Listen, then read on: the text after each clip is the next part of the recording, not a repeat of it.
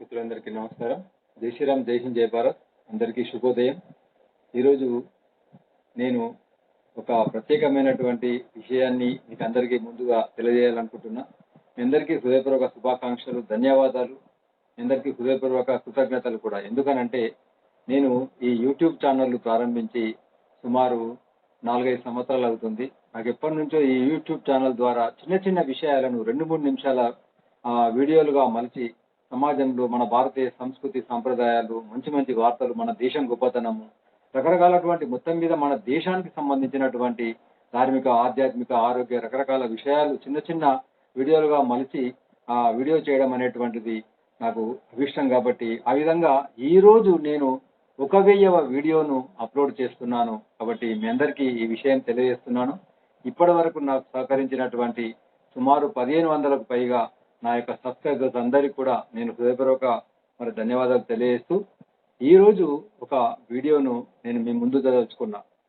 అయితే మనందరికీ తెలిసిన విషయం ఏంటంటే, మనం ఎవరైనా ఒక వ్యక్తి చనిపోయినప్పుడు, ఒక వ్యక్తి ఆమె కానీ అతడు కానీ మనం ఏమంటామంటే, ఆయన లేదా ఆమె మృతికి 2 నిమిషాలు అంటే మౌనం పాటించాలంటాం. అంటే ఆమె లేదా అతడి యొక్క ఆత్మకు శాంతి కలగాలి అని మనము ఒక ప్రకటన చేస్తాము.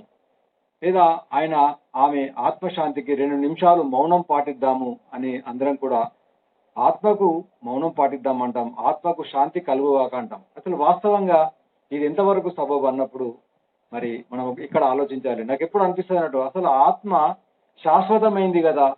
ఈ దేహమేమో పాంచభౌతికమైనటువంటిది, ఇది అశాశ్వతము. దేహం అంటే దహించబడేటువంటిది, కానీ ఆత్మను మరి దహించజాలం కదా. కాబట్టి ఆత్మ శాశ్వతమైనటువంటిది. కాబట్టి భగవద్గీతలో శ్రీకృష్ణుడు ఈ విషయాన్ని చెప్పాడు. భగవద్గీతలో 2వ అధ్యాయం సాంఖ్యయోగంలో 23వ శ్లోకంలో ఏం చెప్పారంటే, నైనం చింద్యంతి శస్త్రాని నైనం దహతి పావకః నచైనం క్లేదయంత్యాపో నశోచయతి మారుతః అని ఆత్మ గురించి చాలా చక్కగా చెప్పాడు.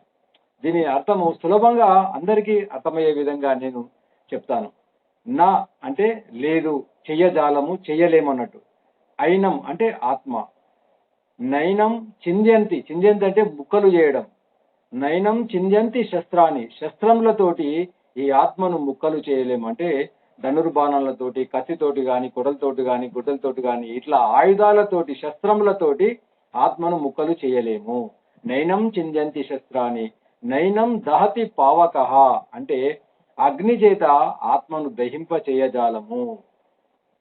నైనం చింద్యంతి శస్త్రాన్ని నైనం దహతి పావక నచైనం క్లేదయంత్యాపో, అదేవిధంగా నీరు చేత మరి ఆత్మను మనము తడపజాలము. నశోచయతి మారుతః అంటే మారుతః అంటే గాలి, గాలి ద్వారా మనము దీన్ని ఆర్పివేయజాలము అని చెప్పబడ్డది. చూడండి ఎంత బాగా చెప్పాడు. అంటే ఆత్మ శాశ్వతమైనటువంటిది, దేహము అశాశ్వతమైనటువంటిది. కాబట్టి మనం ఎప్పుడు కూడా ఆత్మకు శాంతి కలగాలి, ఆత్మకు ఈ విధంగా మౌనం పాటించడం అనేటువంటిది కాదు ఇక్కడ. మరి ఏమనాలి? ఆత్మకు శాంతి కలుగాక అని అనకూడదు. మౌనం పాటించేటప్పుడు మన మనసులో ఏమనుకోవాలి అన్నప్పుడు, మనము ఆయన లేదా ఆమె ఆత్మకు సద్గతి కలుగుగాక అంటే ఆత్మ పిచ్చి పిచ్చిగా తిరగకుండా, భూతాలు ప్రేతాలుగా అటు ఇటు తిరగకుండా ఆత్మకు సద్గతి కలుగుగాక, మంచి సన్మార్గంలో వెళ్ళుగాక అని చెప్పవచ్చు ఒకటి. రెండవది, ఆమె లేదా అతని యొక్క ఆత్మ వైకుంఠ ప్రాప్తిరస్తు, వైకుంఠానికి వెళ్ళుగాక లేదా స్వర్గ ప్రాప్తిరస్తు అని ఈ విధంగా మనము మౌనం పాటించవచ్చు. కాబట్టి ఈ విషయాన్ని నాకు ఎప్పటి నుంచో మరి మనసులో అనుకుంటున్నాను. ఈ 1000వ వీడియో సందర్భంగా ఈ విషయాన్ని మీ ముందుకు తీసుకొచ్చాను. ఇదే విధంగా నాకు సహకరిస్తారని, ఈ వీడియోలను మరి అందరికి కూడా 10 మందికి పంచుతారని. ఇది కమర్షియల్ వీడియో ఛానల్ కాదు. ఇది మరి ధర్మం గురించి, దేశం గురించి చెప్పేటువంటి ఛానలే. కాబట్టి మీరందరూ కూడా ఇదే విధంగా సహకరిస్తారని, మరి ఛానల్ను సబ్స్క్రైబ్ చేస్తారని మీ అందరినీ కోరుకుంటూ అందరికీ హృదయపూర్వక ధన్యవాదాలు తెలియజేస్తున్నా. జై శ్రీరామ్, జై హింద్, జై భారత్.